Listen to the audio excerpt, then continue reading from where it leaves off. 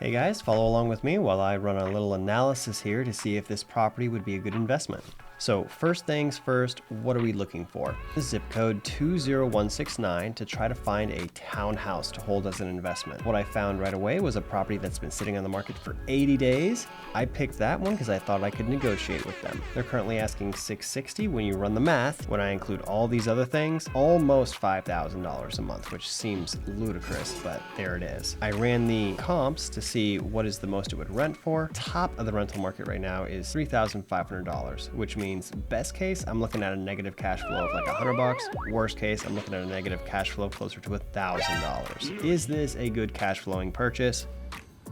Let's put it this way. No. But might it appreciate? I pulled the information for population and permits. Permits are growing 15% and population has grown 44.5% since 2010. That is an in-demand market. My analysis, would this be a great place to live? Probably. Would it be a great place to hold as an investment? Probably not.